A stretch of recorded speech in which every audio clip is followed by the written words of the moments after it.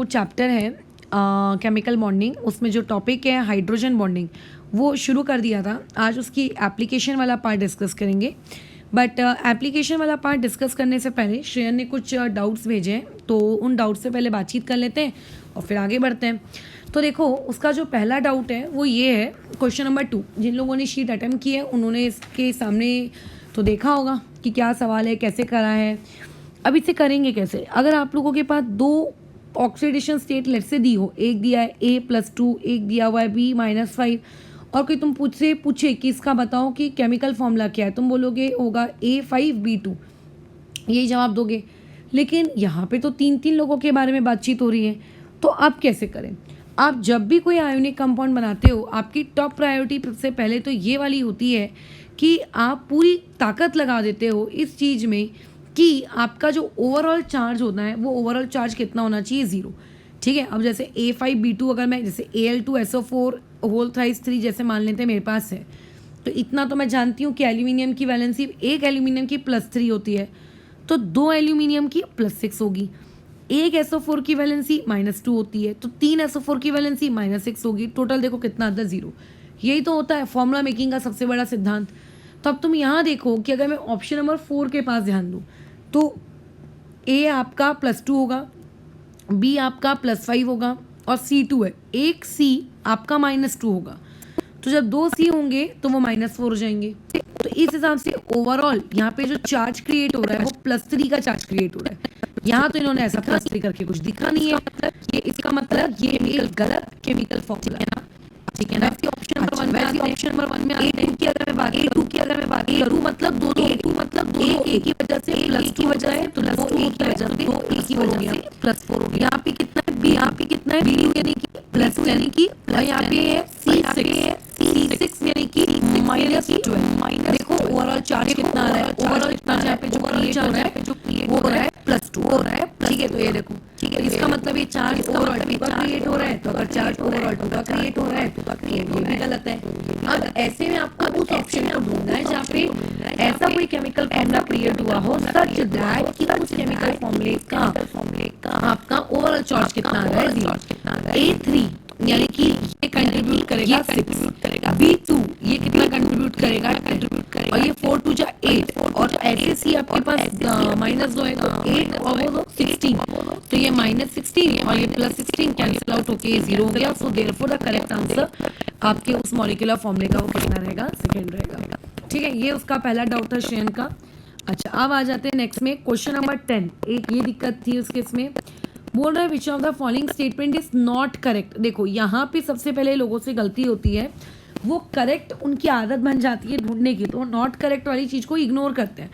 किसके बीच में not correct ढूंढना है? सिग्मा वर्सेस पाई के बीच में। ठीक है, between 2 carbon atom. Okay, carbon atom की बात की जा रही है, तो ये सादा सिंपल सा क्वेश्चन है जो हमने डिस्टिंग्विश बिटवीन में पढ़ा था।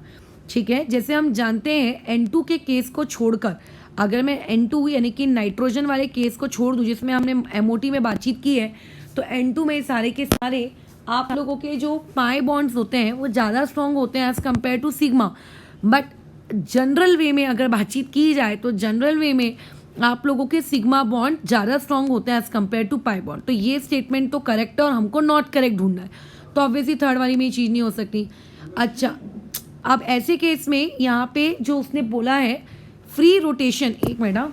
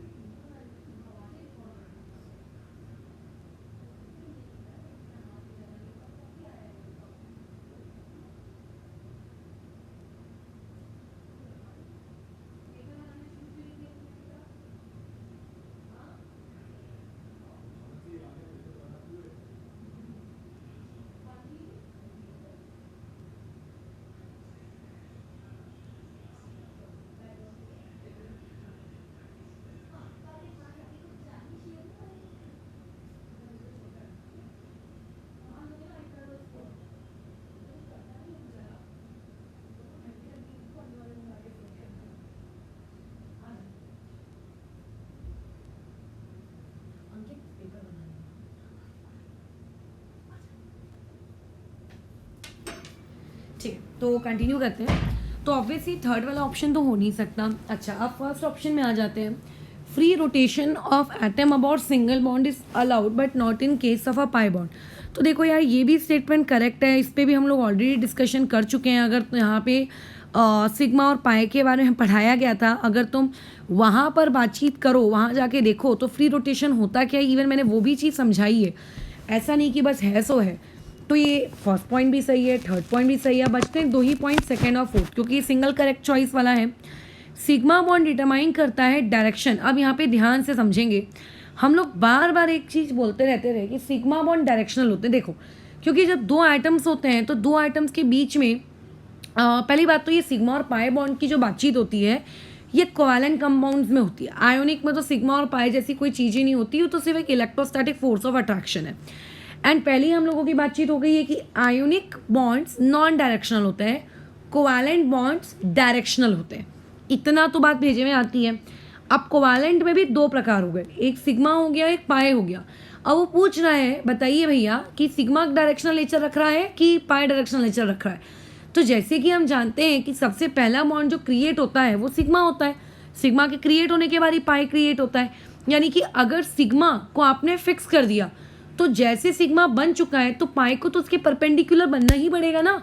पाई अपनी मनमर्जी तो कर नहीं सकता कि नहीं मेरे को तो अभी ज़्यादा डायरेक्शन अच्छा नहीं लग रहा, मैं थोड़ा 120 डिग्री पे बनूंगा। उसको बनना, सिग्मा बनने के बाद जो पाई बनेगा, वो जो पाई बन रहा है वो सिग्मा के बाद बन रहा है, उसका कोई डायरेक्शन है ही नहीं। मतलब सिग्मा अगर बन चुका है तो पाई का कोई डायरेक्शन ही, उसको वो ही लेना है जो सिग्मा उसको बोलेगा। So therefore sigma bond directional होते हैं, पाई डायरेक्शनल नहीं होते। अब एक ही ऑप्शन बचता है, ठीक है, वो ये बॉन्ड एनर्जीज। अब देखिए, कोई बॉन्ड एनर्जीज का डेटा याद नहीं कर सकता, लेकिन जिस इंसान में थोड़ी सी भी अक्ल है वो इंसान तुरंत इस पॉइंट को देखेगा, इस पॉइंट के बेसिस पे इस पॉइंट को वो तुरंत बोलेगा कि ऑप्शन नंबर 4 इज इनकरेक्ट। क्यों? क्योंकि सिग्मा बॉन्ड को हमने स्ट्रॉन्ग बोला है, तो जो चीज़ स्ट्रॉन्ग है उसको तोड़ने में हमें एनर्जी भी ज़्यादा लगेगी, और यहाँ तो बोल रहा है कि सिग्मा में कम लगेगी और पाई में ज़्यादा लगेगी। ये तो बकवास है ना, बस खत्म। तो इसीलिए 10 का करेक्ट आंसर क्या रहेगा? 4th। और कौन सा डाउट था उसका? आई थिंक क्वेश्चन नंबर 17 है। हाँ, अच्छा, डाइपोल मोमेंट तो देखो मैं अभी पढ़ाने की हूँ, बट मैं अभी बता देती हूँ, जो भी चीज़ सिमेट्रिकल होती है, सिमेट्रिकल चीज़ों में डाइपोल मोमेंट नहीं होता, ठीक है। और sp2 हाइब्रिडाइज वाले लोगों के अंदर डाइपोल मोमेंट नहीं होता। तुम बोलोगे मैम ये सिमेट्रिकल तो नहीं है, बट ऑब्वियसली इसमें जब हम लोग इसका वेक्टर ड्रॉ करेंगे तो वेक्टर आपका एक दूसरे को कैंसिल आउट कर देगा, तो इसके अंदर डाइपोल मोमेंट नहीं होगा। sp2 hybridisation with 0 lone pair, इनमें कभी भी क्या नहीं होता है, डाइपोल मोमेंट नहीं होता। हाँ, और ये तीनों आइटम्स आपके सेम होने चाहिए, ठीक है। SiF4 ये सिमेट्रिकल है, इसीलिए इसके अंदर भी डाइपोल मोमेंट नहीं होगा, सो ये भी नहीं हो सकता। SF4 आपका सिमेट्रिकल आपको लग रहा है, बट वो 2 लोन पेयर भी तो हैं, ये सिमेट्रिकल है, ये नॉन सिमेट्रिकल है, तो इसीलिए 17 का जो करेक्ट आंसर आएगा वो आएगा आपका 3rd। बाकी बातचीत जब हम डाइपोल मोमेंट वाला टॉपिक पढ़ लेंगे तब तुम देख लेना कि डाइपोल मोमेंट होता है क्या। हम देखते हैं श्रेयन बाबू क्या कह रहे थे। श्रेयन ये कह रहा था, रुको देख लेते हैं इसने बोला क्या है। In question number 10 it should be option number 2। तो श्रेयन, अब देख, क्वेश्चन नंबर 2 में ऑप्शन नंबर 2 और ऑप्शन नंबर 4 में एक इंसान कंफ्यूज हो सकता है कि क्योंकि ये वर्ड कभी सुना नहीं है, लेकिन यार इसमें तो ये एनर्जी का ये ऑर्डर देखना, ये ऑर्डर से तेरे को समझ में आ जाना चाहिए कि यार गलत तो यही है, ठीक है, ये गलत तो यही है, तो इसलिए 10 का 2 नहीं हो सकता। और क्वेश्चन नंबर 2 का एक्सप्लेनेशन, तो देखो 2 का एक्सप्लेनेशन मैं दे चुकी हूँ कि उसका आंसर क्यों है, और 17 का एक्सप्लेनेशन भी मैंने दे दिया है, बट जब डाइपोल मोमेंट पढ़ोगे तो तुम्हें लगेगा अरे यार ये सवाल इसमें कहाँ आ गया था, बस खत्म, ठीक है। तो ये क्वेश्चन थे। आज का जो शीट है उस शीट में भी, आज के PDF में भी तुम्हें क्वेश्चन मिलेंगे। उस PDF के टॉप में अगर आप जाएंगे तो आपको 20 सवाल मिलेंगे जिसकी आंसर की तुम्हारे पास पहले से है। कल मैंने, याद करो, टोटल 40 या 58 सवालों के आंसर की एक साथ ही शेयर कर दी थी, तो वही वाली आंसर की के आगे आप लोगों को सवाल देखने को मिलेंगे। कहाँ से शुरू करोगे? 21 से शुरू करोगे और 40 पे रोकोगे, ठीक है। 21 से शुरू करोगे और 40 पे अपना काम रोक दोगे।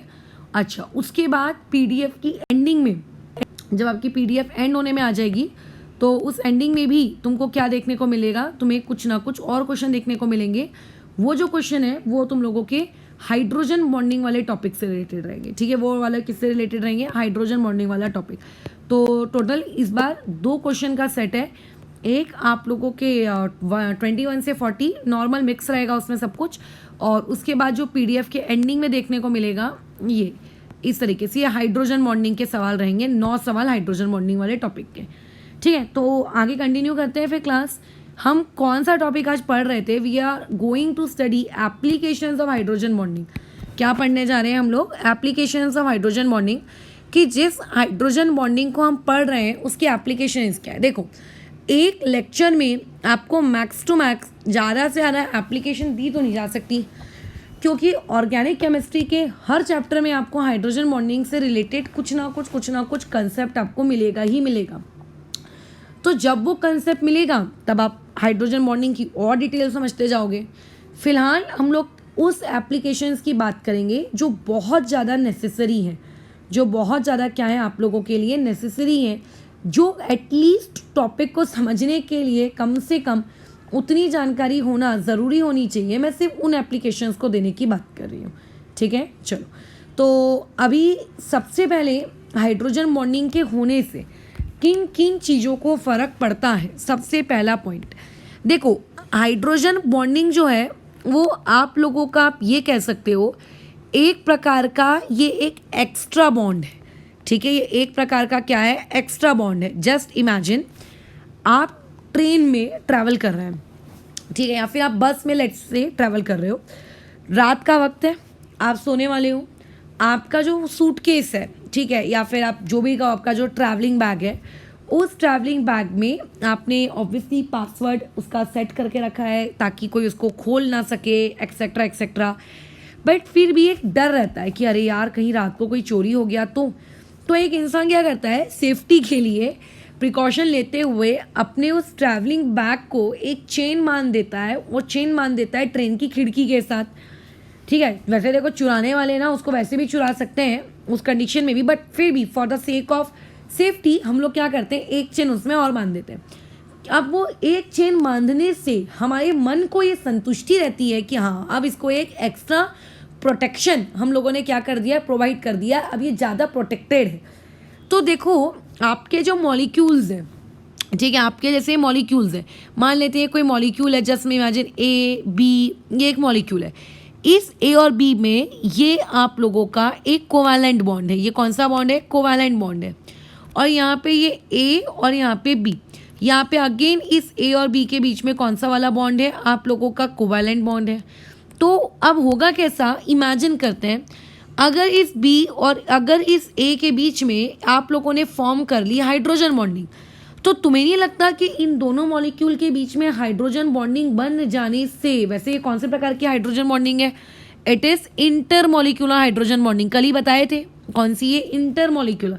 तो जब आप लोगों के कुछ कंपाउंड जो इस तरीके की हाइड्रोजन बॉन्डिंग जब बना लेते हैं, तो तुम्हें ये लगता कि ये लोग आपस में एक दूसरे से अटैच हो गए, ये एक दूसरे से चिपक गए, ये एक दूसरे से जुड़ गए। तो जब ऐसी चीज़ें आपस में एक दूसरे से जुड़ जाती हैं, जब इंटरमॉलिक्यूलर हाइड्रोजन बॉन्ड बनता है, जब आजू बाजू वाले लोग एक दूसरे के साथ इंटरमॉलिक्यूलर हाइड्रोजन बॉन्ड बना लेते हैं, तो उनके उस प्रकार से इंटरमॉलिक्यूलर हाइड्रोजन बॉन्ड बना लेने से हमें किस प्रकार से नुकसान होता है या फिर किस प्रकार से हमें फ़ायदा होता है।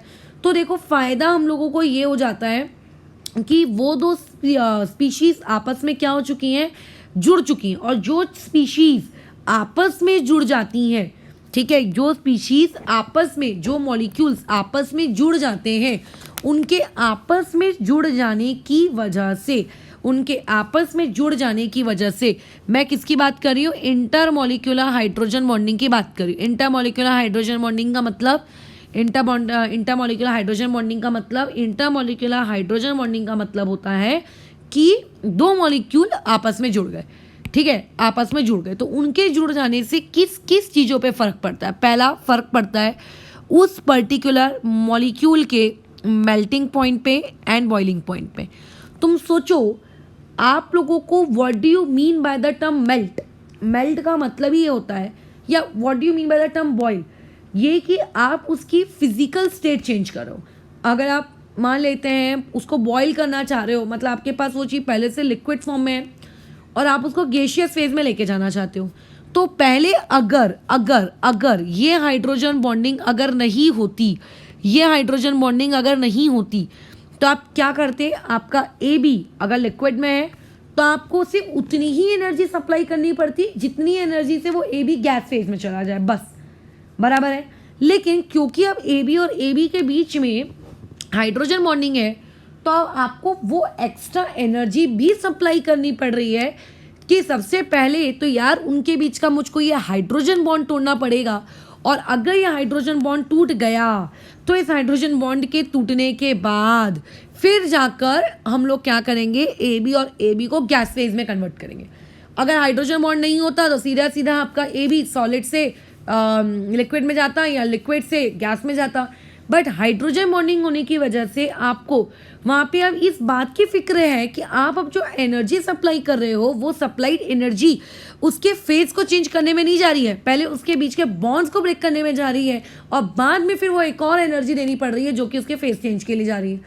तो without hydrogen bonding the energy supplied is use for changing the phase, but when there exists a hydrogen bonding then the supplied energy is used to break hydrogen bond as well as phase change। तो इसका मतलब intermolecular hydrogen bonding आ जाने की वजह से melting point और boiling point क्या हो जाता है, इंक्रीज हो जाता है। ठीक है, मेल्टिंग पॉइंट और बॉइलिंग पॉइंट क्या हो जाता है, इंक्रीज हो जाता है, इंक्रीज हो जाता है। समझ रहे हो क्या हो जाता है, आपस में इंक्रीज हो जाता है। बस यही कहानी है, यही आप लोगों की कहानी है। अच्छा, इस पे भी हम बात करेंगे। इवन जब तुम ऑर्गेनिक केमिस्ट्री पढ़ोगे तो इस पर्टिकुलर टॉपिक पर हर चैप्टर में आपको क्वेश्चन आएगा, arrange the following organic compound on the basis of melting point, on the basis of boiling point, in gas phase, in liquid phase. तो उस दौरान हम इस पे ज़्यादा डिस्कशन करेंगे। बट अभी हम लोग सिर्फ इतना जान लिए हैं कि हाँ, इंटरमॉलिक्यूलर हाइड्रोजन बॉन्डिंग के होने से यूजुअली या फिर जनरली मेल्टिंग पॉइंट और बॉइलिंग पॉइंट बढ़ता है। अच्छा, ये एक और पॉइंट। अब एक और पॉइंट है, इसी से समझो, एक और टॉपिक होता है विस्कोसिटी। क्या होता है, विस्कोसिटी। अब इस पॉइंट को समझना, ये विस्कोसिटी क्या है। आप लोग वैसे इस विस्कोसिटी को फिजिक्स में पढ़ेंगे। फिजिक्स में आप लोग जब वो लिक्विड्स फ्लूइड्स वाला चैप्टर पढ़ोगे तो आपको ये विस्कोसिटी वाला टर्म आपको वहाँ पे मिलेगा। तो विस्कोसिटी मतलब the resistance to the flow of liquid. Physics की रटी रटाई डेफिनेशन। बट तुम्हारे घर में तेल है, तुम्हारे पास शहद है, तुम्हारे पास पानी है। पानी को अगर तुम थोड़ा सा स्लैंटिंग पोजीशन पे रखोगे तो पानी के जो वो एक ड्रॉप है जिसे स्लैंटिंग पोजीशन पे रखा गया है, पटाक से नीचे आ जाएगी।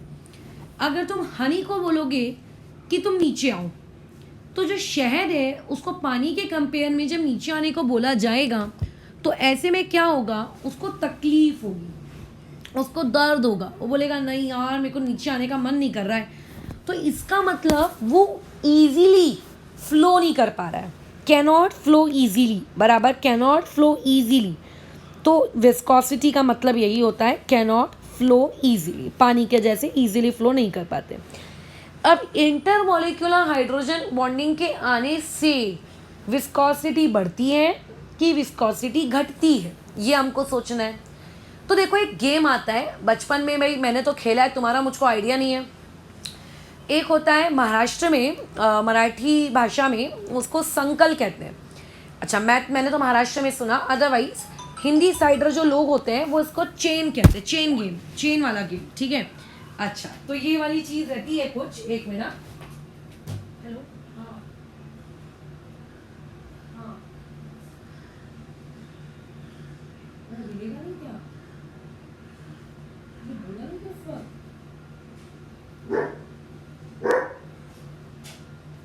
अच्छा, ठीक है ना, तो जैसा दिया था लिया सावधानी से रखते हैं। क्या?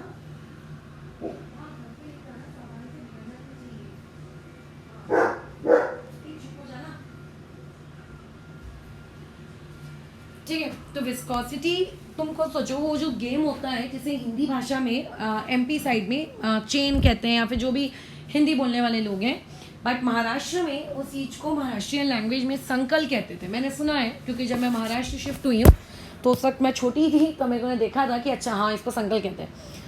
तो उस गेम में क्या होता है, जैसे जैसे आपको मतलब एक इंसान के साथ आपको चेन बनाते हुए आपको एक दूसरे इंसान को कैच करना पड़ता है, पकड़ना पड़ता है, 2-4 लोग हाथ पकड़ के भागते हैं। तुम सोचो अगर तुम्हें इंडिविजुअली भागना है तो तुम्हारी ज़्यादा फ्रीडम होगी या तुम ज़्यादा अच्छे से भाग पाओगे, या फिर जब तुम 5-6 लोगों का हाथ पकड़ के भाग रहे हो तब तुम्हारी भागने की जो स्पीड है या जो भागने का जो तुम्हारा फ्लो है वो ज़्यादा बेटर रहेगा। तो ऑब्वियस है कि यार जब तुम 4-5 लोगों का हाथ पकड़ के भागोगे, उनमें से कोई एक आपका हम्पी डम्पी है, तो उस हम्पी डम्पी इंसान को तो चलने में दिक्कत हो रही है, उसको भागने में दिक्कत हो रही है। तो इसकी वजह से जो पूरी की पूरी चेन है या फिर कह सकते हैं जो आप हैं, आपकी स्पीड भी इफेक्ट हो जाएगी। तो इससे आप ये समझिए कि जब एक मॉलिक्यूल दूसरे मॉलिक्यूल के साथ जुड़ जाता है, जब वो एक मॉलिक्यूल दूसरे मॉलिक्यूल के साथ एक संकल बना लेता है, एक चेन अगर वो क्रिएट कर लेता है, तो चेन क्रिएट करने से उसका जो फ्लो है वो फ्लो क्या हो जाता है, कम हो जाता है। वो इजीली फ्लो नहीं कर पाता, और इजीली फ्लो नहीं करने को हम विस्कोसिटी कहते हैं। ठीक है, वो इजीली फ्लो नहीं कर पाता है, और उसके इसी इजीली फ्लो को नहीं करने को हम लोग क्या कहते हैं, विस्कोसिटी कहते हैं। तो जब भी दो मॉलिक्यूल्स के बीच में inter molecular hydrogen bonding associate रहती है या फिर मौजूद होती है, तो उसकी वजह से विस्कोसिटी बढ़ जाती है। ठीक है, क्योंकि अगर आप लोगों के two molecule number 1 molecule number 2 इन दोनों के बीच में हाइड्रोजन बॉन्डिंग रहेगी, तो हाइड्रोजन बॉन्डिंग के रहने की वजह से हाइड्रोजन बॉन्डिंग के रहने की वजह से क्या हो जाएगा, कैनॉट फ्लो। वो क्या हो जाएगा, कैनॉट फ्लो, वो फ्लो नहीं हो पाएगा। ठीक है, उसको रिस्ट्रिक्शन मिलेगी, और उसी कैनॉट फ्लो को हम लोग क्या कहते हैं कि उसकी विस्कोसिटी क्या हो गई, बढ़ गई। इसका एक बहुत ही फेमस आप लोगों का एग्जाम्पल है। एग्जाम्पल कुछ इस प्रकार से है कि आपके पास दो चीज़ें होती हैं। ठीक है, एक को हम लोग कहते हैं मिथेनॉल, जिसको आपने 10th स्टैंडर्ड में भी पढ़ा है, CH3OH बराबर है। अच्छा, फिर उसके बाद नेक्स्ट चीज़ आप लोगों के पास आ जाती है कुछ इस प्रकार से, ये CH2OH और यहाँ पे CH2OH। ये चाहो तो तुम इसका IUPAC नेम लिखना, कॉमन नेम मैं बता देती हूँ। ठीक है, अच्छा, उसके बाद फिर नेक्स्ट में आ जाता है आपके पास एक और ऐसा एक मिनट, हाँ, क्या आ जाएगा, CH2OH, यहाँ पे CHOH और यहाँ पे आ जाना है CH2OH। ये आ गया। IUPAC तुम लोग लिखना, तुम लोगों को मैंने ये लिखना सिखाया है। ठीक है, 10th स्टैंडर्ड में ये वाली चीज़ सिखाई गई है अच्छे से कि किस तरीके से इसको लिखते हैं। तो ये हो गया आप लोगों का, इसे कहते हैं, इसका कॉमन नेम है ग्लिसरीन। इसका कॉमन नेम है ग्लिसरीन, जो अपन अपने स्किन में लगाते हैं ना, जो अपन अपने स्किन में लगाते हैं, ये वो है ग्लिसरीन। या फिर इसका एक और नाम होता है ग्लिसरॉल। इसका एक और नाम होता है आप लोगों का ग्लिसरॉल, बराबर है। एक और नाम होता है, वो एक कौन है, ग्लिसरॉल। ठीक है, तो ये जो 3 आपको स्पीशीज़ बनाकर दी गई हैं, ठीक है, ये आपको जो 3 स्पीशीज़ बना के दी गई हैं, इन 3 स्पीशीज़ में आपको पूछा जाएगा किसकी विस्कोसिटी ज़्यादा है, तो तुम भी बता दोगे कि ग्लिसरीन, क्योंकि तुमने यूज़ की है कि देखो मैडम इसकी विस्कोसिटी बहुत ज़्यादा है। लेकिन इसकी विस्कोसिटी क्यों ज़्यादा है, क्योंकि यहाँ पे मिथेनॉल का जो एक मॉलिक्यूल है, ये मात्र सिर्फ एक हाइड्रोजन बॉन्डिंग बना पा रहा है, या फिर कह सकते हो आप इसके पास सिर्फ एक O है। अगर ये X number of hydrogen bonding भी बना रहा है तो एक O से सिर्फ X number of hydrogen bond बना पाएगा। यहाँ पे इसके पास 2 ऑक्सीजन है, तो जितनी भी एक ऑक्सीजन बनाता है उसका तो डबल हो गया ना। और यहाँ पे कितनी हो जाएगी, 3 ऑक्सीजन हो जाएंगे, यहाँ पे ट्रिपल हो जाएगा। तो देयरफॉर ये विस्कोसिटी बढ़ गई। इसी का एक और सेम एग्जाम्पल एक और लिया जा सकता है, एग्जाम्पल नंबर 2 भी लिया जा सकता है। यहाँ पर एग्जाम्पल नंबर 2 कुछ इस प्रकार से होगा कि आपके पास पानी है, आपके पास कोई एक अल्कोहल है ROH, और आप लोगों के पास ईथर है ROR। ठीक है, ये वाली चीज़ है। आपको फंक्शनल ग्रुप अभी थोड़े थोड़े से अपने दिमाग में स्टोर करना शुरू करना पड़ेगा, आगे IUPAC में वैसे तो याद हो ही जाएंगे। किसी ने अगर पूछा कि between water, between alcohol, between ether कौन सबसे ज़्यादा विस्कस होगा, किसी ने अगर ये पूछा, तो तुम्हें जान के हैरानी होगी कि जिस पानी को अभी मैं हनी के कंपेयर में बोल रही थी वो कुछ भी विस्कस नहीं होता, इन तीनों के कंपेयर में सबसे ज़्यादा विस्कस पानी होगा, क्योंकि पानी में एक्सटेंट ऑफ हाइड्रोजन बॉन्डिंग काफ़ी अच्छी है एज़ कम्पेयर टू अल्कोहल। और बेचारे ईथर के अंदर तो हाइड्रोजन बॉन्डिंग ही नहीं होती, तो जब उसके अंदर किसी भी प्रकार की कोई हाइड्रोजन बॉन्डिंग ही नहीं होती तो विस्कोसिटी का तो सवाल ही पैदा नहीं होता। तो इस तरीके से hydrogen bonding, intermolecular hydrogen bonding के आने की वजह से आप लोगों की प्रॉपर्टीज़ में कुछ चेंजेस आते हैं। ठीक है, और भी बहुत सारी प्रॉपर्टीज़ हैं जिनमें चेंजेस आते हैं। यहाँ तो मैंने सिर्फ ए और बी 2 ही बताई हैं। अच्छा, एक सी मैं यहीं बता देती हूँ, बाकी की प्रॉपर्टीज़ को हम लोग नीचे लिख लेंगे। तुम ऐसा ट्री डायग्राम बना के मत लिखना, तुम पहले पूरा ए लिखना, फिर बी लिखना, फिर सी लिखना, ऐसे काम करना। अच्छा, ये वाली जो एक नेक्स्ट प्रॉपर्टी है, ये एक्चुअल में काफ़ी इंपॉर्टेंट है, मॉलिक्यूलर वेट। ठीक है, ये एक नेक्स्ट प्रॉपर्टी है, ये काफ़ी इंपॉर्टेंट है, मॉलिक्यूलर वेट, क्योंकि इस प्रॉपर्टी की मदद से ये जो सी नंबर की प्रॉपर्टी है, ए नंबर की प्रॉपर्टी को मैंने डिस्क्राइब नहीं किया, वो भी मैं कर दूंगी। हाँ, आपकी जो ये सी नंबर की प्रॉपर्टी है मॉलिक्यूलर वेट, क्या मॉलिक्यूलर वेट में कोई फ़र्क पड़ता है क्या? Doubt number 1। तो देखो होता क्या है, हाइड्रोजन बॉन्डिंग की वजह से कई बार 2 मॉलिक्यूल्स एक दूसरे से जुड़ जाते हैं, और जिनके जुड़ने को ही हम लोग क्या कहते हैं, डाइमराइजेशन कहते हैं, या फिर 3 लोग जुड़े तो ट्राइमराइजेशन कहेंगे, इनफाइनाइट लोग जुड़ गए तो पॉलीमराइजेशन कहेंगे, बट जुड़ जाते हैं। अब उनमें आपका एक सबसे फेमस एग्जाम्पल होता है एसिटिक एसिड। 10th स्टैंडर्ड में इसका फॉर्मूला तो पढ़ा ही होगा, CH3COOH, एसिटिक एसिड। अब एसिटिक एसिड के बारे में आप क्या जानते हो? अगर मेरे पास एसिटिक एसिड लिक्विड स्टेट में है, लिक्विड स्टेट में, ठीक है, तो ऐसे में इस एसिटिक एसिड का मॉलिक्यूलर वेट एक्सपेरिमेंटली कैलकुलेट करके निकाला गया 120।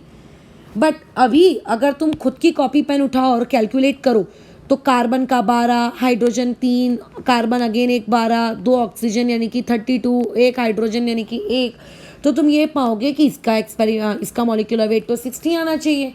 बट लिक्विड स्टेट में इसका जो मॉलिक्यूलर वेट है, वो मॉलिक्यूलर वेट कितना निकल के आ रहा है, 120। यानी कि जो इसका एक्सपेक्टेड मॉलिक्यूलर वेट है वो उसके एक्चुअल मॉलिक्यूलर वेट से लिक्विड स्टेट में क्या हो रहा है, डबल हो रहा है। क्यों ये डबल हो रहा है, इसका रीज़न क्या है? इसका रीज़न ये है कि जब हम लोग लिक्विड स्टेट में होते हैं तो लिक्विड स्टेट में आपकी वहाँ पे जो एसिटिक एसिड के मॉलिक्यूल होते हैं, ये एसिटिक एसिड के मॉलिक्यूल क्या कर लेते हैं, डाइमर फॉर्मेशन करते हैं। डाइमर फॉर्मेशन का मतलब एसिटिक एसिड की 2 यूनिट्स आपस में जुड़ जाती हैं। कैसे जुड़ जाती हैं? तो with the help of hydrogen bonding. किसकी मदद से जुड़ जाती हैं? With the help of hydrogen bonding. तो इसी हाइड्रोजन बॉन्डिंग के जुड़ने की वजह से जो एसिटिक एसिड लिक्विड फॉर्म में अकेला होना चाहिए तो वो अकेला ना होकर पूरा एक मॉलिक्यूल, बल्कि 2 मॉलिक्यूल मिला के आप ये समझो कि एक मॉलिक्यूल हो गया। ठीक है, हम लोग एक मॉलिक्यूल कंसिडर करते हैं, हम एक मॉलिक्यूल कंसिडर करते हैं, बट ये एक बन गए, दोनों आपस में ज्वाइन हो गए, और इस ज्वाइन वाली चीज़ को हम लोग क्या करते हैं, एक यूनिट कंसिडर करते हैं, और इस एक यूनिट का वजन कितना होता है, 120। ठीक है, यानी कि आप लोगों का जो एसिटिक एसिड है, वो एसिटिक एसिड आपका क्या कर लेता है, डाइमराइज कर लेता है खुद को। क्या कर लेता है एसिटिक एसिड? खुद को डाइमराइज कर लेता है। ठीक है, 2 लोग आपस में उसके क्या हो जाते हैं, जुड़ जाते हैं। ये इस तरीके से उसका मैंने डाइमर स्ट्रक्चर ड्रॉ कर दिया है। ठीक है, इसका हमने क्या कर लिया, डाइमर स्ट्रक्चर ड्रॉ कर लिया, इसीलिए उसका वजन भी क्या हो जाता है, बढ़ जाता है। ये हो गया आप लोगों का एक एग्जाम्पल। अच्छा, क्या इसी डाइमराइजेशन के कोई और एग्जाम्पल्स भी हैं क्या? तो हाँ, इसके और एग्जाम्पल भी हैं। आप लोगों के पास है एक और चीज़। कौन है वो चीज़?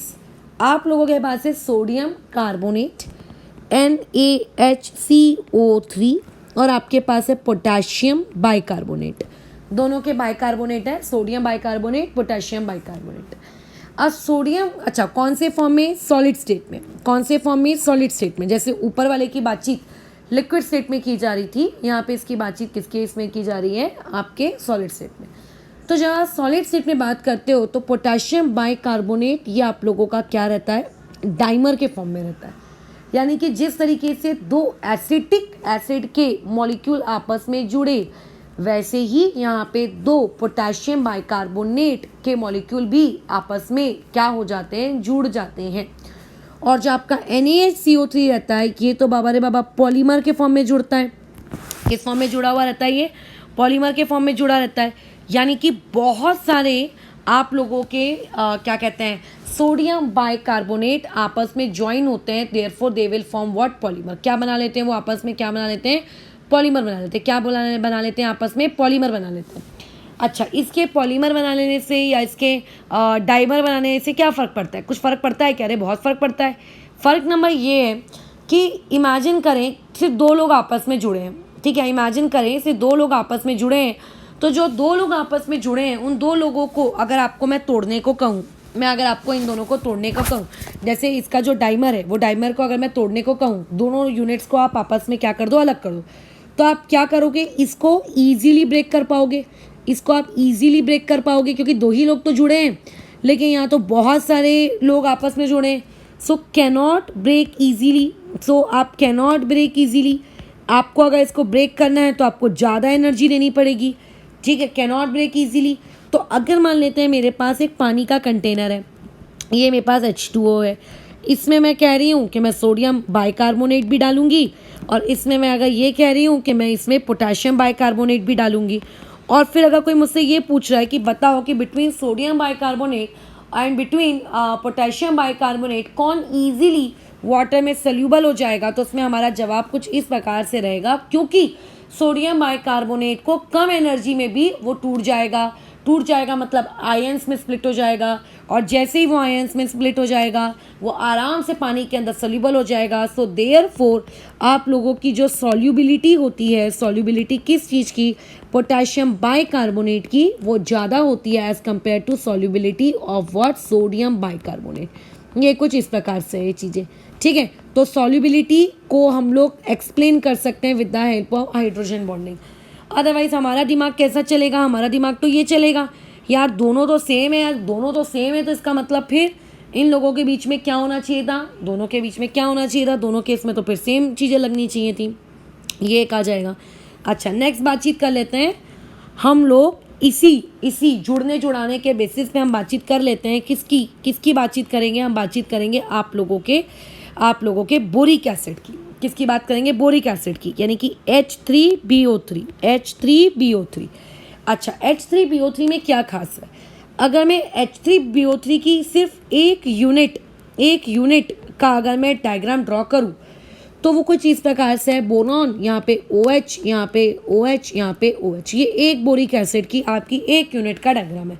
लेकिन अगर मैं इसी H3BO3 को सॉलिड स्टेट में, अगर मैं इसकी बातचीत करती हूँ, तो इन सॉलिड स्टेट आप लोगों का ये जो बोरिक एसिड है इसके कुछ कैरेक्टरिस्टिक्स आ जाते हैं, जैसे ये एक सिंगल यूनिट ना होके ग्रेफाइट के जैसे ये एक लेयर्ड स्ट्रक्चर बन जाता है। ये क्या बन जाता है, एक लेयर्ड स्ट्रक्चर। और क्योंकि एक लेयर और दूसरी लेयर के बीच में एक van der Waals force exist करता है, जो कि तुमने 10th स्टैंडर्ड में भी पढ़ा होगा ग्रेफाइट के केस में, तो जिसकी वजह से वो लोग एक दूसरे के बीच में क्या हो जाती है, बिटवीन लेयर्स कौन सा वाला फोर्स एग्जिस्ट करता है, between layers van der Waals force exist करता है। और जैसे कि हमको पता है कि वैन डर वाल्स फोर्स आप लोगों का बहुत ही वीक फोर्स होता है, आपने थोड़ा सा भी प्रेशर अप्लाई किया तो एक लेयर दूसरे लेयर के ऊपर से स्लाइड कर जाती है, जिसकी वजह से आप लोगों का पूरा H3BO3 खुद सॉलिड स्टेट में कैसा होता है, स्लिपरी होता है। तो क्या हो गया, आप लोगों का H3BO3 स्लिपरी हो गया, H3BO3 क्या हो गया, स्लिपरी हो गया, ठीक है। H3BO3 क्या हो गया, स्लिपरी हो गया। क्यों हो गया, इसका रीज़न, लेकिन अगर मैं लेयर के विथ इन ही बात करूँ, ठीक है, अगर मैं बिटवीन लेयर्स बात ना करूँ, मैं विथ इन द लेयर ही अगर मैं बात करूँ, तो विथ इन द लेयर कौन से बॉन्ड एग्जिस्ट करते हैं, हाइड्रोजन बॉन्डिंग एग्जिस्ट करती है, ठीक है। विथ इन द लेयर कौन सी वाली बॉन्डिंग एग्जिस्ट करती है, आप लोगों की हाइड्रोजन बॉन्डिंग एग्जिस्ट करती है। एक मॉलिक्यूल मतलब आप लोगों का उसके अंदर के एटम दूसरे मॉलिक्यूल के एटम के साथ किसके थ्रू जुड़े हुए रहते हैं, आप लोगों के हाइड्रोजन बॉन्डिंग के थ्रू जुड़े हुए रहते हैं। किसके थ्रू जुड़े हुए होते हैं, हाइड्रोजन बॉन्डिंग के थ्रू। तो ये पता होना चाहिए बोरिक एसिड में हाइड्रोजन बॉन्डिंग कहाँ है और कहाँ पे नहीं है, ठीक है, कहाँ पे है और कहाँ पे नहीं है, आपको ये चीज़ पता होनी चाहिए। अच्छा, अभी अगर हम बोरिक एसिड की बात करें, जितनी केमिकल बॉन्डिंग पड़ी है उसके हिसाब से, तो देखो बोरॉन का अगर मैं स्ट्रक्चर ड्रॉ करूँ तो तुम्हें साफ साफ दिख रहा है कि बेचारा जो आपका बोरॉन है ये एक इलेक्ट्रॉन डेफिशिएंट स्पीशीज़ है, ठीक है, ये एक इलेक्ट्रॉन डेफिशिएंट स्पीसीज़ है। इसके पास मात्र कितने इलेक्ट्रॉन है, 6 इलेक्ट्रॉन है ना, इसका ऑक्टेट कंप्लीट नहीं है, तो ये चाहेगा अपना ऑक्टेट कंप्लीट कराना। अब इस पर हम लोग ऑलरेडी बातचीत कर चुके हैं कि ऑक्टेट कैसे कंप्लीट, एक मिनट, ये ऑक्टेट आप लोगों के कैसे कंप्लीट किए जाते हैं, इस पर हम ऑलरेडी बातचीत कर चुके हैं, कैसे किया जाता है? By help of back bonding, with the help of banana bonding, याद आ रहा है? ठीक है, with the help of back bonding, with the help of banana bonding. तो वो जो होता है, या फिर एक और तो बॉन्डिंग थी ना, कौन सी वाली थी रुको रुको रुको रुको, याद करने दो। अरे कोई तो होगी, मैं भूल गई हूँ अभी। एक हो गई with the help of back bonding और एक हो गई with the help of banana bonding. चलो, तो यहाँ पे अभी कौन सी बॉन्डिंग होगी? यहाँ पे बैक बॉन्डिंग होगी। क्यों बैक बॉन्डिंग होगी? क्योंकि ये लोन पेयर इस बोरॉन के एम्प्टी ऑर्बिटल में जाएंगे, ये एम्प्टी ऑर्बिटल में जाएंगे, इस प्रकार से। तो यहाँ पे पहली बात तो H3BO3 में क्या होती है, आप लोगों की बैक बॉन्डिंग एग्जिस्ट करती है। ठीक है, यहाँ पे क्या करती है? बैक बॉन्डिंग एग्जिस्ट करती है। ओके, ये एक GK फैक्ट हम लोगों ने जान लिया। अब होता कैसा है कि आप तो जानते हैं इस पे पार्शियल नेगेटिव चार्ज, इस पे पार्शियल पॉजिटिव चार्ज, और ऐसी आजू बाजू और भी तो यूनिट्स होंगी बोरिक एसिड की, ऐसी आजू बाजू और भी तो यूनिट्स होंगी बोरिक एसिड की। तो ऐसी टोटल 6 यूनिट्स अगर मैं इसके स्ट्रक्चर को ड्रॉ करूँ तो देखो, इसकी हाइब्रिडाइजेशन कितनी है? इसकी हाइब्रिडाइजेशन sp2 है।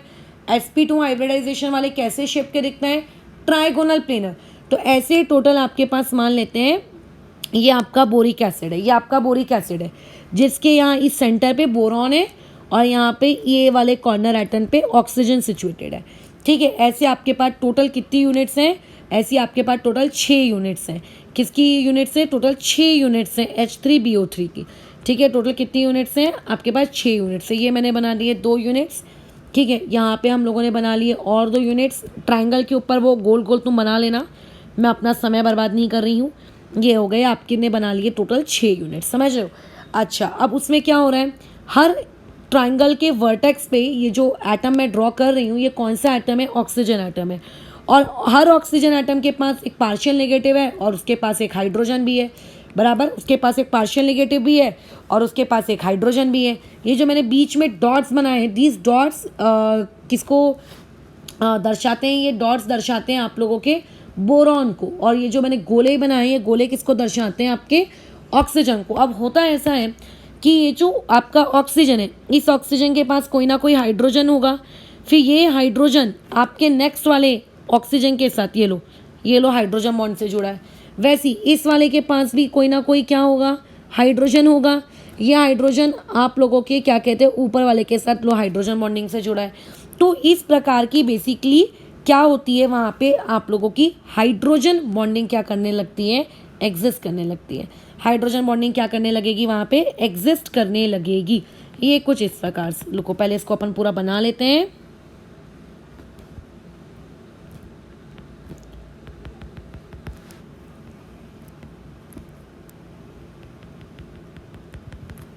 अब जैसा भी बन रहा है, बदसूरत बने, खूबसूरत बने, अब वो है सो है। ठीक है, अब उसको ज़्यादा खूबसूरत मैं कर नहीं सकती।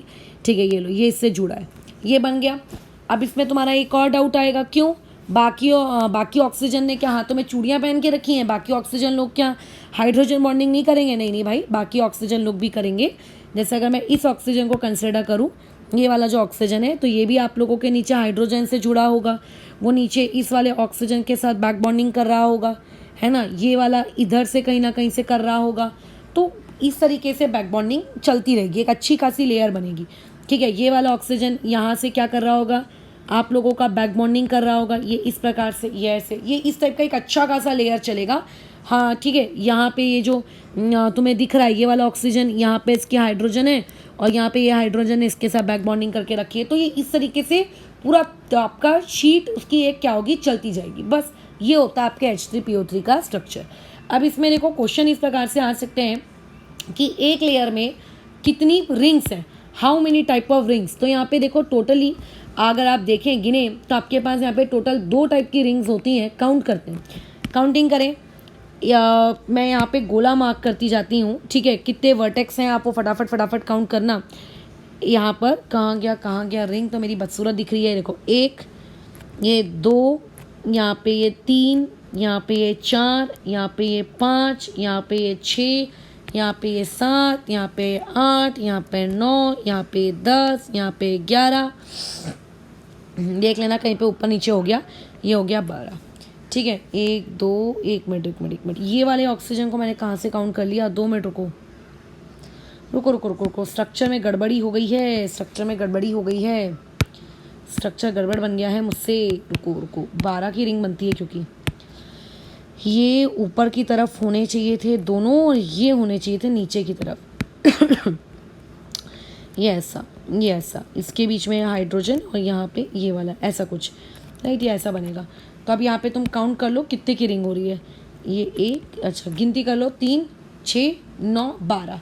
तो यहाँ पे आप लोगों को ये 12 की रिंग दिखती है, जिसको मैंने किससे किया है, ब्लू कलर से दर्शाया है, बराबर। अच्छा, इसके अलावा एक रिंग यहाँ पे और होती है, उस रिंग को हम इस रेड कलर से डिनोट करते हैं। कैसे होगी, कौन सी होगी, देखें, गिनना शुरू करते हैं। 1, ये 2, ये 3, ये 4, ये 5, ये 6, ये 7 और ये 8। ठीक है, इट इज़ लाइक आपका प्रिज्म के जैसा है ये। तो यहाँ पे 8 की भी रिंग होगी। 8 वालों की रिंग की क्वांटिटी ज़्यादा होगी, इसीलिए हम बोलेंगे यहाँ पे मेजर रिंग वो है। और क्योंकि 12 वाली एक ही होगी और उसके आजू बाजू 8 वाली सराउंडेड है, सो देयरफॉर ये कैसी होगी, माइनर क्वांटिटी में होगी। ये कैसी होगी, माइनर क्वांटिटी में होगी।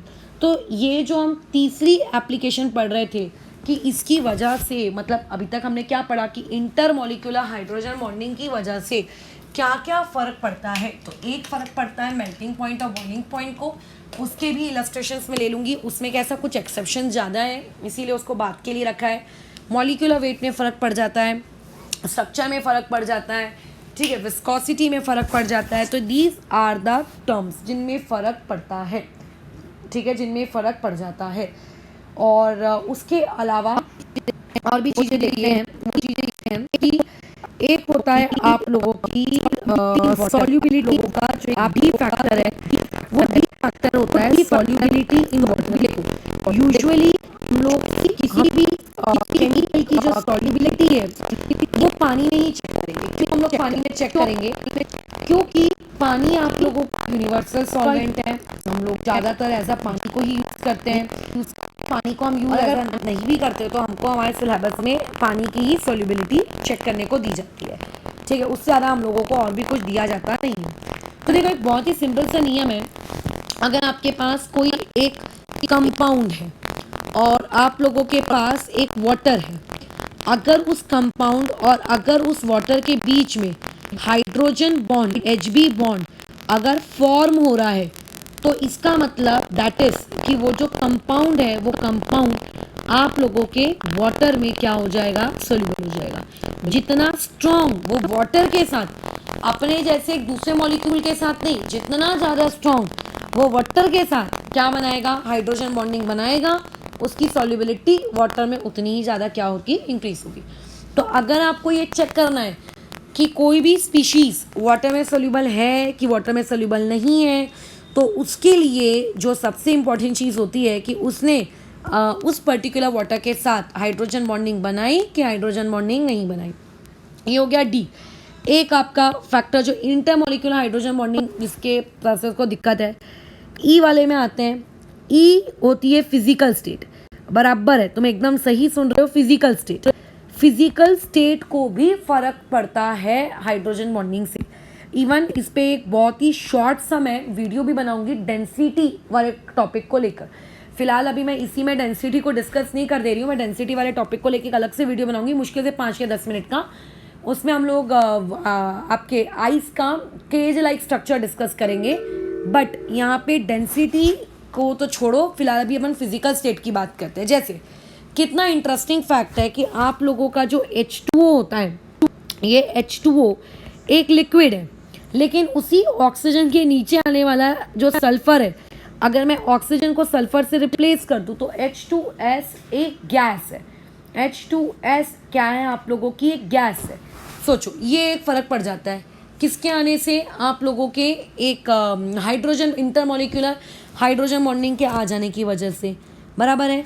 यह क्यों, क्योंकि इसमें क्या होता है, आपके एक H2O और आप लोगों के दूसरे H2O के बीच में क्या होती है, क्योंकि ऑक्सीजन एक इलेक्ट्रोनेगेटिव एलिमेंट है ना, तो वहाँ पे हाइड्रोजन बॉन्डिंग होती है। हाइड्रोजन बॉन्डिंग की वजह से क्लोज आते हैं, क्लोज आने की वजह से उसका एक सॉलिड स्ट्रक्चर क्रिएट हो जाता है अगर आप फ्रीज करो, अदरवाइज अगर आप फ्रीज नहीं करो तो लिक्विड।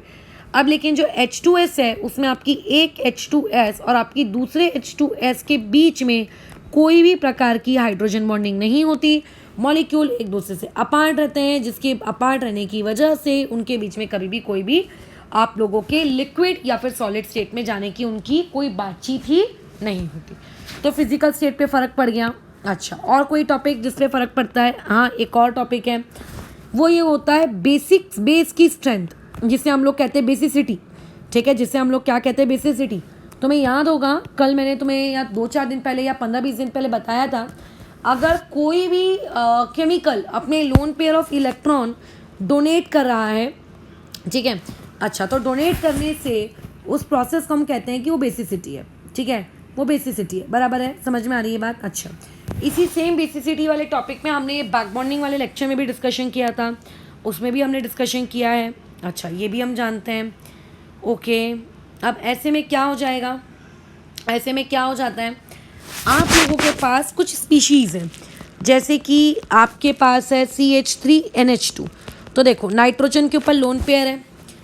जब आप इस CH3NH2 को, या फिर इसको हम लोग कहते हैं 1 डिग्री अमाइन, ठीक है, इसे हम लोग क्या कहते हैं? 1 डिग्री अमाइन।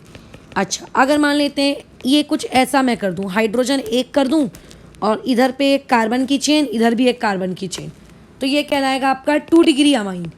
ठीक है, अच्छा, और आपके पास अगर मैं 3 डिग्री अमाइन क्रिएट कर दूँ, 3 डिग्री अमाइन मतलब तीनों ही जगह कार्बन की चेन, तो ये कहलाएगा आपका 3 डिग्री अमाइन, कोई उसमें हाइड्रोजन नहीं है।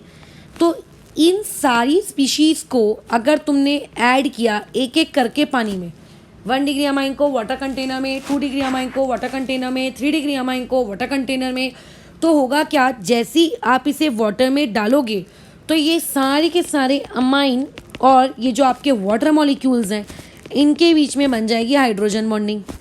ठीक है, इनके बीच में क्या बन जाएंगी? Hydrogen bonding. तो जब इनके बीच में हाइड्रोजन बॉन्डिंग बन गई, ठीक है, बराबर, हाइड्रोजन बॉन्डिंग बन गई, तो इसका मतलब they are not interested in losing their electron. ठीक है, interested in giving their lone pair of electron. वो अपने लोन पेयर ऑफ इलेक्ट्रॉन को देने में अब उनकी ढेला भर की दिलचस्पी नहीं है। क्यों? क्योंकि उसी लोन पेयर ऑफ इलेक्ट्रॉन के नेगेटिव चार्ज की वजह से, ठीक है, उन्होंने हाइड्रोजन बॉन्डिंग बना ली है किसी और के साथ, तो वो अपनी हाइड्रोजन बॉन्डिंग को नहीं तोड़ना चाहते, क्योंकि हाइड्रोजन बॉन्डिंग स्टेबिलिटी ला रही है ना। तो वो लोग अपने, अच्छा, अगर इलेक्ट्रॉन लूज कर देंगे तो पॉजिटिव चार्ज आ जाएगा, इलेक्ट्रॉन लूज कर देंगे तो पॉजिटिव चार्ज आ जाना है, तो इसीलिए उनकी जो इच्छा होती है इलेक्ट्रॉन को देने की, वो कम हो जाती है। तो हाइड्रोजन बॉन्डिंग जब जब एक मॉलिक्यूल में बन जाएगी, तब तब वो मॉलिक्यूल इलेक्ट्रॉन देने से मना कर देगा। या फिर आप ये कह सकते हो कि हाइड्रोजन बॉन्डिंग इनवर्सली प्रोपोर्शनल होती है किस चीज़ के? बेसिसिटी के। जो चीज़ जितनी अच्छी हाइड्रोजन बॉन्डिंग बना रही है, उसका बेसिक नेचर उतना ही क्या होगा? वर्स्ट होगा। उतना ही उसका बेसिक नेचर क्या हो जाएगा? वर्स्ट हो जाएगा। ये आपको एक नियम याद रखना है। ठीक है, ये आपको एक नियम याद रखना है। अब जैसे कि, ठीक है, याद रखना, वो आप लोग जो ऑलरेडी हाइड्रोजन बॉन्डिंग बना रहा है, उसकी कोई दिलचस्पी नहीं होगी क्या करने के लिए? इलेक्ट्रॉन लूज़ करने में। सो वो बोलेगा रहने दे भाई, मैं जैसा हूँ मैं वैसा ही ठीक हूँ, मुझको कोई बेसिक बनने का कोई खास शौक नहीं। तो ये वो फैक्टर्स थे जिन फैक्टर से आप ये बातचीत कर सकते हो, आप ये बता सकते हो कि इंटरमॉलिक्यूलर हाइड्रोजन बॉन्डिंग के आने से फलाना अफेक्ट पड़ गया मेरे इन प्रॉपर्टीज़ में। क्या हो गया? फ़र्क पड़ गया। अभी एक प्रॉपर्टी जो मैंने सबसे स्टार्टिंग में डिस्कस की थी, वो थी मेल्टिंग पॉइंट और बॉइलिंग पॉइंट। उसके मैंने एग्जांपल्स नहीं लिए थे, एग्जांपल्स मैं यही लेने की कोशिश कर लेती हूँ। तुम उसको बराबर तरीके से लिख लेना, ठीक है, बराबर तरीके से अलग से पैराग्राफ बना के लिख लेना। मैं यहीं पे एग्जांपल ले लेती हूँ। अब इतना तो तुमको पता चल चुका है कि इंटरमॉलिक्यूलर हाइड्रोजन बॉन्डिंग के आने से मेल्टिंग पॉइंट और बॉइलिंग पॉइंट बढ़ रहा है। तो इसके देखो वेरियस एग्जांपल्स हो सकते हैं, जैसे कि एग्जांपल नंबर 1, इसमें एक्सेप्शन बहुत है, याद रखना, इसमें एक्सेप्शन बहुत है। जैसे कि पहला एक्सेप्शन हम लोग बात करते हैं आपके ग्रुप नंबर 15 का। ग्रुप नंबर 15 में मैं हाइड्राइड्स की बात कर रही हूँ। आपके पास है NH3, आपके पास है PH3, आपके पास है ASH3 और आपके पास है SbH3। आपको लोगों ने बोला कि इसमें बताइए हाइड्रोजन बॉन्डिंग कहाँ है। तुम बोलोगे इनमें से सिर्फ NH3 के पास हाइड्रोजन बॉन्डिंग होती है और बाकी के जो ये 3 लोग हैं, इन लोगों में के पास हाइड्रोजन बॉन्डिंग नहीं होती। तो ये चीज़ ऑब्वियस है कि जिसके पास, ठीक है, क्या कहते हैं, एक मिनट, ठीक है, आगे बात करते हैं। तो ऐसे में क्या होता है कि आपका जो NH3 है उसमें तो हाइड्रोजन बॉन्डिंग हो रही है, ठीक है, आपके तो NH3 में तो हाइड्रोजन बॉन्डिंग हो रही है, तो हम एक्सपेक्ट करते हैं कि जो बाबा NH3 है, बाबा NH3 में क्योंकि हाइड्रोजन बॉन्डिंग है तो उनके हाइड्रोजन बॉन्डिंग के होने की वजह से उनका जो मेल्टिंग या फिर उनका जो बॉइलिंग पॉइंट है वो बहुत ज़्यादा होना चाहिए। तुम भी इस बात से एग्री करोगे कि हाँ बिल्कुल बिल्कुल ये चीज़ होनी चाहिए। लेकिन अब सबसे बड़ी यहाँ पर दुविधा, यहाँ पे सबसे बड़ी एक चीज़ आप लोगों के पास आ गई, वो ये है कि बाकियों का क्या। तो देखो बाकियों का ऐसा कि जितना ज़्यादा उनका मॉलिक्यूलर मास रहेगा उतना ज़्यादा उनका मेल्टिंग पॉइंट और बॉइलिंग पॉइंट बढ़ेगा due to van der Waals force. अभी जब हम आगे इंट्रोडक्शन टू वीक फोर्सेस को पढ़ेंगे तब इस टॉपिक पे भी बातचीत कर लेंगे कि कैसे मॉलिक्यूलर मास के आने से वो चीज़ बढ़ रही है या घट रही है। बट राइट नाउ हम वाली चीज़ नहीं पढ़ रहे हैं, तो अभी फ़िलहाल के लिए आप ये याद रखेंगे कि जितना ज़्यादा आपका मॉलिक्यूलर मास बढ़ेगा उतना ज़्यादा मॉलिक्यूलर मास बढ़ने की वजह से आपका जो करस्पॉन्डिंग मेल्टिंग या करस्पॉन्डिंग बॉइलिंग पॉइंट है वो भी क्या होगा, इंक्रीज होगा।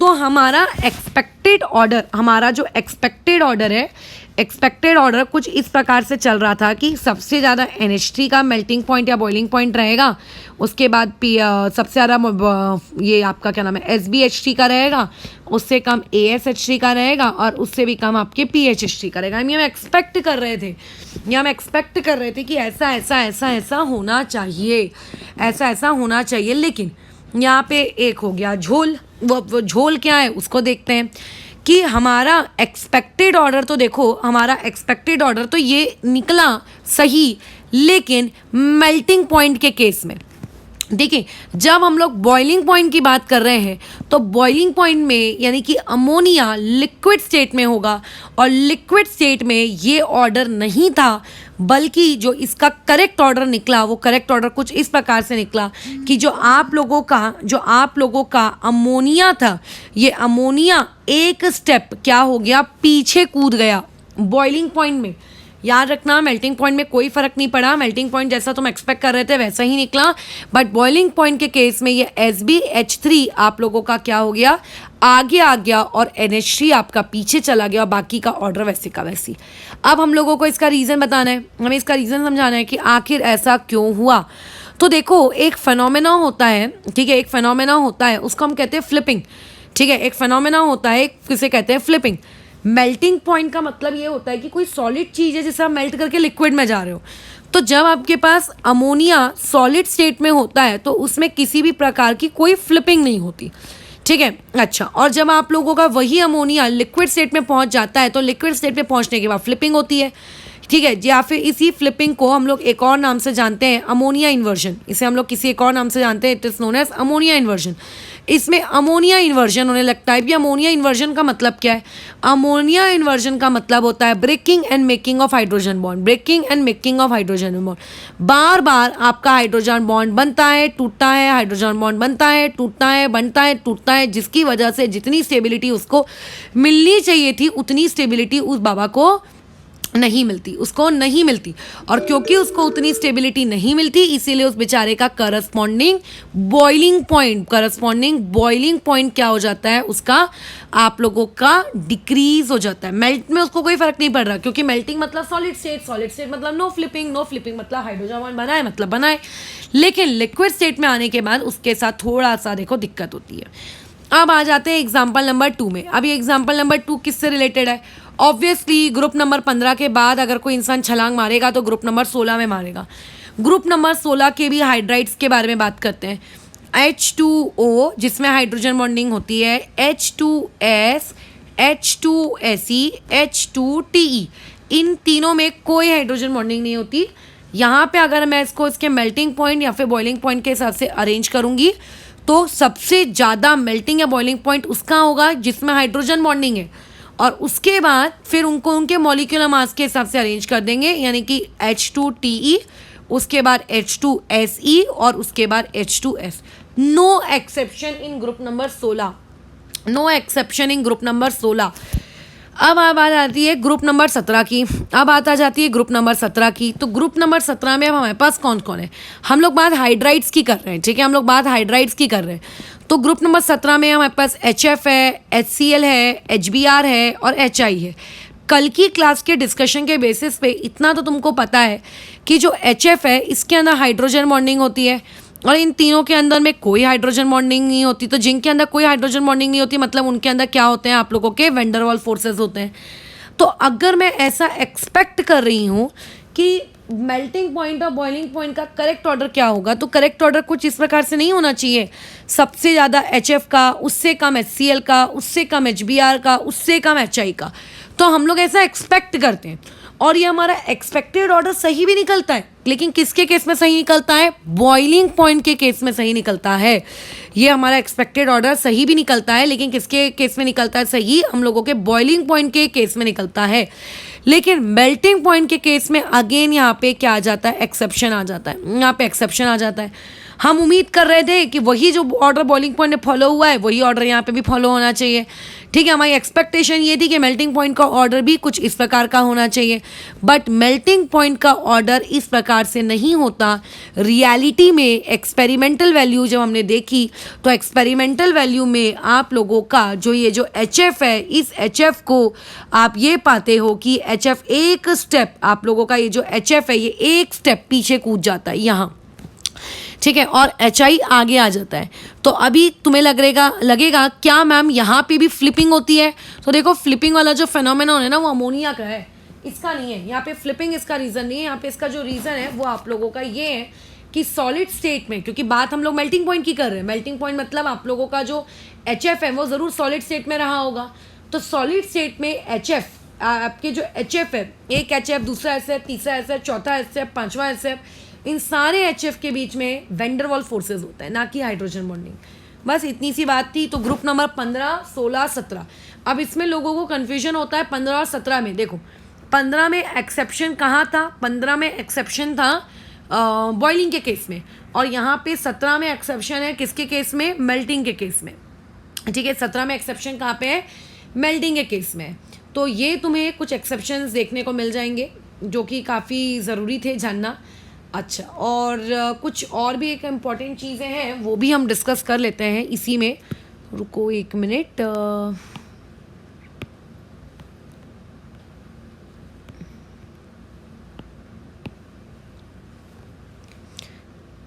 अरे यार क्या हो गया, ये ग्रुप नंबर 17 के बाद ये चीज़ें जंप खा गई हैं। ग्रुप नंबर 17 ऊपर कहाँ से चला गया, इसको रुको हटाना पड़ेगा।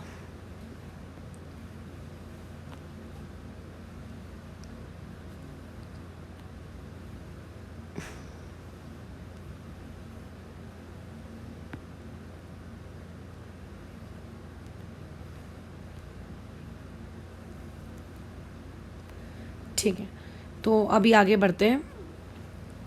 ऐड हुआ कि नहीं हुआ बराबर तरीके से चेक कर लें दो उसको एक बार। नहीं, वो थोड़ा डिस्टर्ब हो जाएगा पूरा, ऐसा लग रहा है। C मॉलिक्यूलर वेट, हाँ ठीक है ना, चलो जान दो। ठीक है, 1 मिनट रुकोगे। ठीक है, एक काम करते हैं, इसके आगे का वीडियो हम लोग नेक्स्ट पार्ट में कंटिन्यू करते हैं। ठीक है।